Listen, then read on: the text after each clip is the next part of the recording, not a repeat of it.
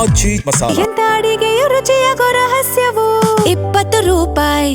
ಅಡ್ಡ ಮತದಾನ ರಾಜ್ಯದಲ್ಲಿ ವಿಶೇಷವಾಗಿ ಬಿಜೆಪಿ ತಲೆ ತಗ್ಸೋ ಹಂಗೆ ಮಾಡಿದೆ.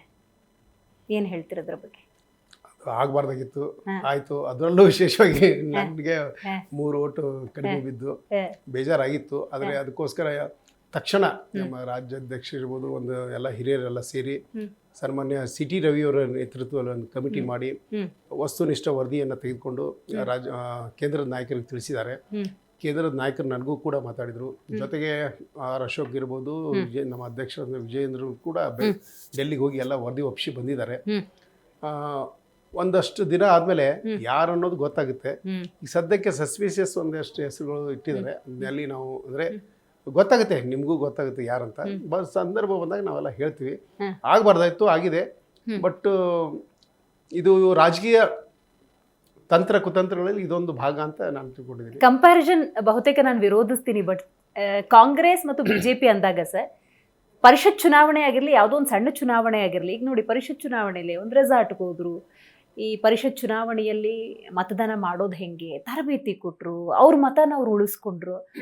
ನೀವು ಸೇರಿದ ಹಾಗೆ ಬಹುತೇಕ ಎಲ್ಲ ಬಿಜೆಪಿ ನಾಯಕರು ಬಹಳ ವಿಶ್ವಾಸದಲ್ಲಿದ್ರಿ. 23 ಚುನಾವಣೆ ಇದ್ರಿ, 28ಕ್ಕೂ ಕೂಡ ಅದೇ ವಿಶ್ವಾಸದಲ್ಲಿದ್ರಿ. ಆದರೆ ಪರಿಷತ್ ಚುನಾವಣೆಯ ಈ ಅಡ್ಡ ಮತದಾನ ಅನ್ನೋದು ನಿಮ್ಮನ್ನು ನೀವು ಕ್ರಾಸ್ ಚೆಕ್ ಮಾಡ್ಕೊಳಂಗೆ, ನಿಮ್ಮನ್ನು ನೀವು ಅಗ್ನಿ ಪರೀಕ್ಷೆಗೆ ಹಾಕೊಳ್ಳಂಗೆ ಮಾಡಿಲ್ವಾ ಅಂತ. ಒಂದು ಕಾಂಗ್ರೆಸ್ ಅವರು 5ನೇ ಕ್ಯಾಂಡಿಡೇಟ್ ಹಾಕೋದು ನಮ್ಗೆ ಗೊತ್ತಿರಲಿಲ್ಲ. ಅಂದರೆ ಹಾಕ್ಲಿಕ್ಕಿಲ್ಲ ಅಂತ ಅನ್ಕೊಂಡಿದ್ವಿ ನಾವು. ಎರಡನೇದು JDS ದವರು ಕೂಡ ಹಾಕಿ ಆಮೇಲೆ ಹಿಂದೆ ತೆಗೆದುಕೊಳ್ಬೋದು ಅಂತ ನಮ್ಮದು ವಿಶ್ವಾಸ ಇತ್ತು. ಮತ್ತು ನಮ್ಮದೇನು ಒಂದು ವಿಶ್ವಾಸ, ಸೊ 5ನೇ ಕ್ಯಾಂಡಿಡೇಟ್ ಅವ್ರು ಹಾಕಿದಾರಲ್ಲ, JDS ಮತ್ತು ಕಾಂಗ್ರೆಸ್ದವ್ರಿಗೆ ಇಲೆಕ್ಷನ್ ಆಗುತ್ತೆ. ನಮ್ಮ BJP ಇದೆ. ಯಾಕಂದರೆ 64 ನಮ್ಮದು MLAs 30 ನಮ್ಗೆ ಹಂಚಿಕೆ ಮಾಡಿದ್ರು. ನಮ್ಗೆ ಸರಳವಾಗಿ ನಮ್ಗೆ ಓಟ್ ಅಂತೂ ಬೀಳುತ್ತೆ. ಅದೇನು ಓವರ್ ಕಾನ್ಫಿಡೆನ್ಸ್ ಅದಲ್ಲ, ನಮ್ಮ ಎಲ್ಲ ಶಾಸಕರ ಮೇಲೆ ಒಂದು ವಿಶ್ವಾಸ, ಪಕ್ಷದ ಮೇಲೆ ಒಂದು ವಿಶ್ವಾಸ. ಸೊ 30 ನನಗೆ, 30 ರಘು ಕೌಟಿಲ್ಯ ಅವ್ರಿಗೆ, ಉಳಿದಿರೋ JDSಗೆ ಹಾಕೋಣ. JDS ದವರು ಒಂದು ಸ್ವಲ್ಪ ಏನೋ ಪ್ಲಾನ್ ಮಾಡ್ತೀವಿ ಅಂದರು. ಆದರೆ ಇದರಲ್ಲಿ DK ಶಿವಕುಮಾರ್ ಅವರು ತಮ್ಮ ಅಧಿಕಾರದ ಒಂದು ಪ್ರಭಾವ ಬಳಸಿ ಏನೆಲ್ಲ ಮಾಡಬೇಕು ಮಾಡಿದ್ದಾರೆ. ಅದನ್ನ ಅವ್ರ ಪ್ರಭಾವ ಅಂತೀರಾ, ಇಲ್ಲಿ ಪಕ್ಷ ನಿಷ್ಠೆ ಇಲ್ಲ ಅಂತೀರಾ? ನೋಡಿ, ಅವ್ರದ್ದು ಪ್ರಭಾವ ಅಂತ ಅನ್ಬೋದು ನಾನು. ಹೌದಾ? ಉಳಿದದ್ದಂತೂ ಎಲ್ಲ ತಾವೆಲ್ಲ ಮಾಧ್ಯಮದ ಮೂಲಕ ಹೇಳಿದಿರಿ. Right sir. ಇನ್ನು ಬಿಡದಿ ಹೋರಾಟದ ಬಗ್ಗೆ ನಾನು ಮತ್ತೆ ಉಲ್ಲೇಖ ಮಾಡ್ತಾ ಇದ್ದೀನಿ, ಯಾಕಂದ್ರೆ ಬಿಜೆಪಿ ಎಲ್ಲೂ ಕಾಣಿಸ್ತಾ ಇಲ್ಲ ಸರ್. ಇದೊಂಥರ Congress versus JDS, DK versus HDK ಈ ಮಟ್ಟಕ್ಕೆ ಬಂದು ನಿಂತ್ಕೊಂಡಿದೆ.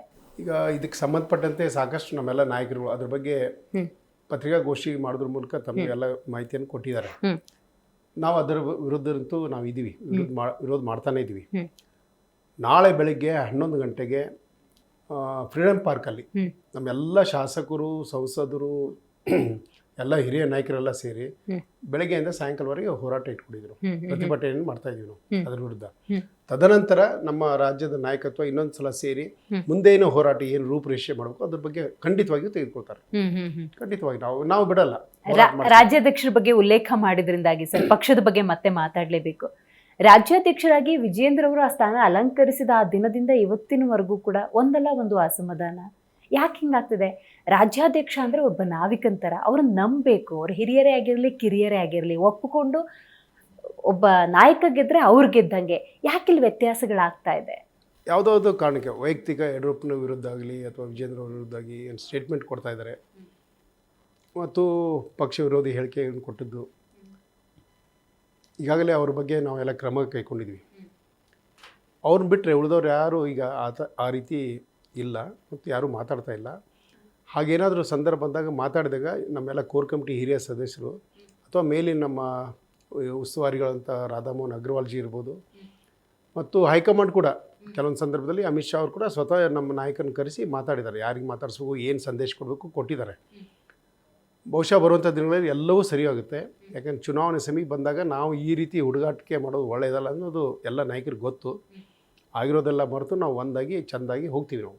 ಈಗ ವಿಜೇಂದ್ರ ಅವರು ರಾಜ್ಯ ಅಧ್ಯಕ್ಷರವರು, ಅದು ಒಂದು ಅಧ್ಯಕ್ಷ ಸ್ಥಾನಕ್ಕೆ ಒಂದು ಬೆಲೆ ಇದ್ದೇ ಇರುತ್ತೆ. ನಾವೆಲ್ಲ ಪಕ್ಷದ ಕಾರ್ಯಕರ್ತರಿರ್ಬೋದು, ಒಂದು ಪಕ್ಷದ ನಮ್ಮ ತತ್ವ ಸಿದ್ಧಾಂತ ಏನು, ವ್ಯಕ್ತಿಗಿಂತ ಪಕ್ಷ ದೊಡ್ಡದು, ಪಕ್ಷಕ್ಕಿಂತ ದೇಶ ದೊಡ್ಡದು.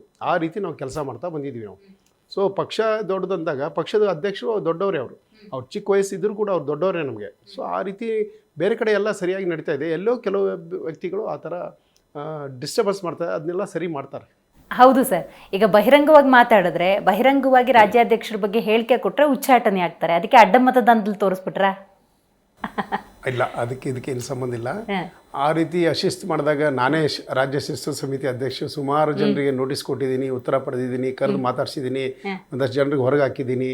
ಹೇಗಿರುತ್ತೆ ಸರ್ ಆ ಇಂಟ್ರಾಕ್ಷನ್ ಅಂದರೆ ಯಾವುದೋ ಒಂದು ಸಂದರ್ಭದಲ್ಲಿ ಅವ್ರು ಯಾವುದೋ ಭಾವನೆಗೆ ಧಕ್ಕೆ ಆದಾಗ ಏನೋ ಎಕ್ಸ್ಪ್ರೆಸ್ ಮಾಡಿರ್ತಾರೆ, ತಿಳಿಯದೇನೋ ಮಾಡಿರ್ತಾರೆ. ಅದಕ್ಕೆ ನಾವು ಪ್ರಾರಂಭದಲ್ಲಿ ಒಂದು ನೋಟಿಸ್ ಕೊಡ್ತೀವಿ, ಅಥವಾ ಅದಕ್ಕಿಂತ ಮುಂಚೆ ಮಾತಾಡಿಸ್ತೀವಿ. ಮತ್ತೆ ಕೇಳಿದೆ ಹೋದ್ರೆ ನೋಟಿಸ್ ಕೊಡ್ತೀವಿ, ಒಂದು ವಾರ ಟೈಮ್ ಕೊಡ್ತೀವಿ, ಕರೆದು ಮಾತಾಡಿಸ್ತೀವಿ. ಅಲ್ಲಿ ಮಂಡಲ, ಜಿಲ್ಲಾ ಅಧ್ಯಕ್ಷರು, ಅಲ್ಲಿ ಕೋರ್ ಕಮಿಟಿ ಇರುತ್ತೆ, ಅಲ್ಲೆಲ್ಲ ಚರ್ಚೆ ಆಗುತ್ತೆ. ಚರ್ಚೆ ಆದ್ಮೇಲೆ ನಮ್ಮ ಹತ್ರ ಬರುತ್ತೆ, ನಾವು ಇಲ್ಲೆಲ್ಲ ಹಿರಿಯರ ಜೊತೆ ಚರ್ಚೆ ಮಾಡ್ತೀವಿ, ಆಮೇಲೆ ಒಂದು ತೀರ್ಮಾನ ಕೈಕೊಳ್ತೀವಿ. ಓಪನ್ ಆಗಿ ಹೇಳ್ಕೊತಾರ ತಮ್ಮ ಸಮಸ್ಯೆ ಏನಿದೆ, ಏನ್ ಅಪಮಾನ ಆಯ್ತು, ಎಲ್ಲಿ ಸರಿಯಾಗಬೇಕು. ನೋಡಿ, ಪಕ್ಷದ ವೇದಿಕೆಯಲ್ಲಿ ನಾವು ಮುಕ್ತವಾಗಿ ಎಲ್ಲರನ್ನೂ ಕರೆದು ಮಾತಾಡಿಸ್ತಿದ್ದೀವಿ. ಯಾಕಂದರೆ ಇದು ಪ್ರಜಾತಂತ್ರ ವ್ಯವಸ್ಥೆಯಲ್ಲಿ ನಮ್ಮ ಪಕ್ಷದಲ್ಲಿ ಕೂಡ ಸಂವಿಧಾನಬದ್ಧವಾಗಿ ಮತ್ತು ಯಾರಿಗೂ ಅನ್ಯಾಯ ಆಗಬಾರ್ದು, ಆ ರೀತಿ ಅವರ ಹೇಳಿಕೆಗಳನ್ನ ಕೇಳಿಬಿಟ್ಟು ಒಂದು ಡಿಸಿಷನ್ ತೊಗೊಳ್ತೀವಿ ನಾವು. ಯತ್ನಾಳ್ ಅವ್ರ ವಿಷಯದಲ್ಲಿ ಇದಾಯ್ತಾ? ಹೌದು, ಸಾಕಷ್ಟು ಅವಕಾಶಗಳನ್ನು ಕೊಟ್ಟಿದ್ರು ಅವ್ರಿಗೆ. ಹೌದಾ? ವರ್ಷಾನುಗಟ್ಟಲೆ ಅವಕಾಶ ಕೊಟ್ಟಿದ್ರು, ಸೂಕ್ಷ್ಮ ಕರೆದು ಹೇಳಿದ್ರು, ಮೇಲಿನವ್ರು ಹೇಳಿದ್ರು.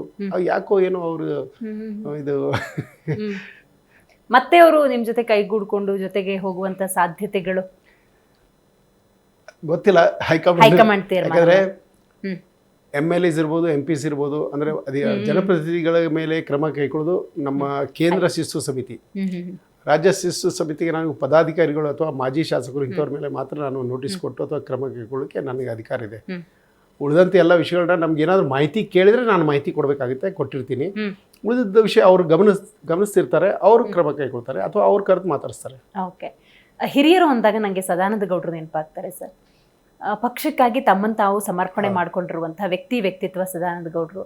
ಅವರು ರಾಜ್ಯಾಧ್ಯಕ್ಷರ ಬಗ್ಗೆ ಮಾತಾಡ್ತಾರೆ, ಆಡಿಯೋ ಒಂದು ವೈರಲ್ ಆಗುತ್ತೆ, ಸತ್ಯವೋ ನಿಜವೋ, ಬಟ್ ಅದು ವಿಚಲಿತ ಮಾಡಿಬಿಡ್ತು ಬಿಜೆಪಿಯನ್ನ. ಅಲ್ಲ, ಅದ್ರ ಬಗ್ಗೆ ಸನ್ಮಾನ್ಯ ಸದಾನಂದ ಗೌಡರು ಸ್ಪಷ್ಟೀಕರಣ ಈಗಾಗಲೇ ಕೊಟ್ಟಿದ್ದಾರೆ, ಅದು ಆಡಿಯೋ ನಂದಲ್ಲ ಅಂತ.